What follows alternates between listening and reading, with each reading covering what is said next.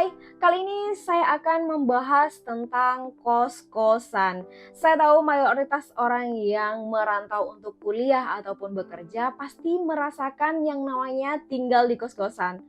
Perkenalkan sebelumnya, nama saya Desi dan saya adalah seorang sarjana arsitektur yang udah lulus beberapa tahun belakangan dan saya sekarang bekerja sebagai freelance architect.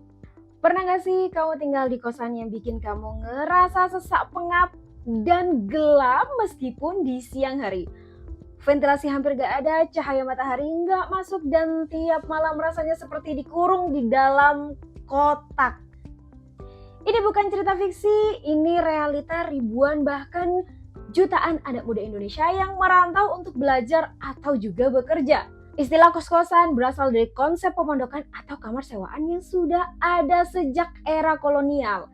Saat itu, orang-orang datang dari luar kota ke Batavia atau kota besar lain butuh tempat tinggal sementara.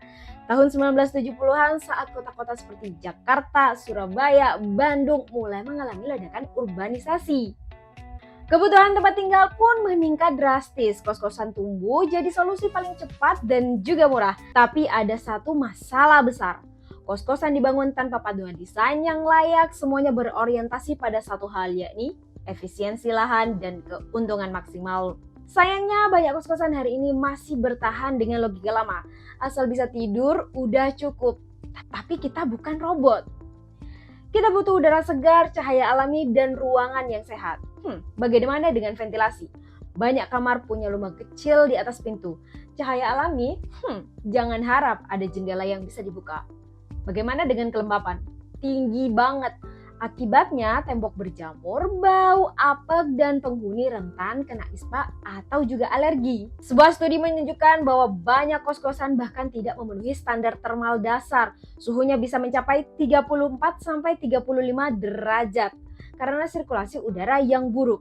Studi lain mengungkapkan kos-kosan dengan ventilasi satu arah punya suhu kelembapan yang tidak ideal untuk aktivitas harian. Dan yang paling mengkhawatirkan, ada penelitian yang mengatakan buruknya ventilasi dengan penyebaran penyakit paru seperti TBC. Kondisi ini bahkan sering jadi bahan curhatan netizen di media sosial.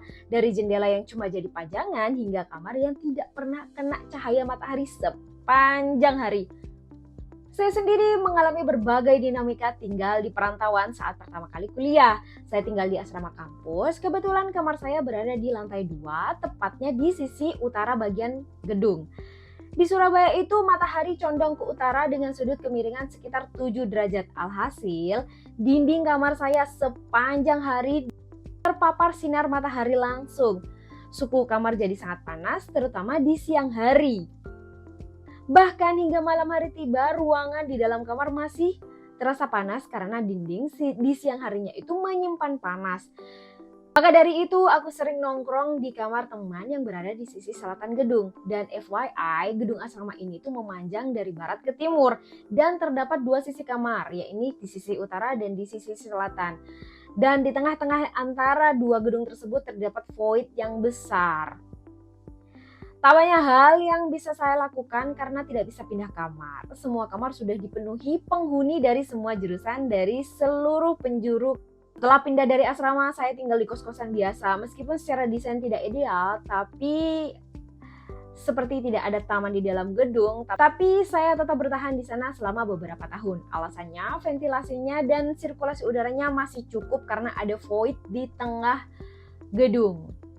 Dan kos tersebut memiliki zona kumpul serta zona servis, yakni berupa dapur dan area jemuran yang semi terbuka. Jadi sirkulasi udara dan ventilasinya itu melimpah. Pertanyaannya, kenapa bisa parah banget? Pertama, nggak ada regulasi yang tegas dari pemerintah soal standar minimum kenyamanan atau kesehatan ruang kos.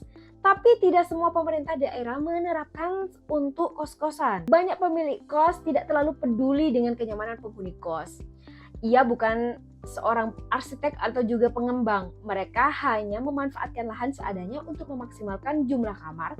Semakin banyak kamar, semakin besar pemasukan. Ya, permintaan tinggi bikin orang gak punya pilihan lain selain menerima kondisi seadanya. Kos murah dengan fasilitas terbatas tetap laku karena keterpaksaan ekonomi. Dan keempat, sistem sewa yang fleksibel dan tanpa kontrak panjang juga bikin penguasaan lebih longgar. Tapi semua ini bisa diperbaiki dari sisi arsitektur. Ada banyak solusi sederhana namun juga efektif. Antara lain ventilasi silang atau cross ventilation. Kamar idealnya punya dua bukaan sisi berseberangan supaya udara bisa mengalir. Udara masuk dan udara keluar. Bukaan minimal 10% dari luasan lantai, ini penting untuk cahaya alami dan sirkulasi udara. Atap dengan insulasi panas dan bukaan atap untuk mengurangi suhu di siang hari. Penggunaan material yang breathable agar dinding tidak menyimpan lembab. Interior fleksibel yang tidak penuh sekat sehingga cahaya bisa menyebar dan juga lebih rata. Desain tangga terbuka atau koridor ventilatif agar sirkulasi tidak tertutup di ruang transisi. Void di tengah atau taman kecil di tengah bangunan juga berfungsi sebagai sumber cahaya dan juga udara. Terus juga bisa dirancang dengan green wall di sisi barat atau selatan untuk mengurangi panas dan meningkatkan kualitas udara. Kalau memungkinkan, atapnya bisa dimanfaatkan jadi ruang terbuka bersama atau ruang jemur yang sehat. Pemerintah daerah perlu menyusun standar minimum untuk kos-kosan, baik dari sisi ventilasi, pencahayaan maupun kepadatan kamar. Sama seperti standar rumah layak huni, arsitek dan desainer juga punya peranan penting. Kita perlu bikin desain kos-kosan yang hemat ruang tapi tetap sehat dan juga manusiawi. Sementara itu, sebagai penghuni kita juga bisa lebih kritis, jangan cuma cari harga murah. Cari juga yang punya jendela, ventilasi cukup, dan pencahayaan alami. Karena tinggal di ruang sehat itu hak semua orang, bukan privilege loh. Dan buat pemilik kos, bangun kos yang nyaman bukan cuma soal idealisme, tapi investasi jangka panjang. Kos yang sehat sama dengan penghuni betah, sama dengan tidak kos. Baiknya tren beberapa tahun terakhir mulai menunjukkan perubahan. Makin banyak pemilik kos yang sadar pentingnya desain yang baik. Kos modern dengan pencahayaan alami, ventilasi silang, bahkan fasilitas bersama mulai bermunculan di kota-kota besar.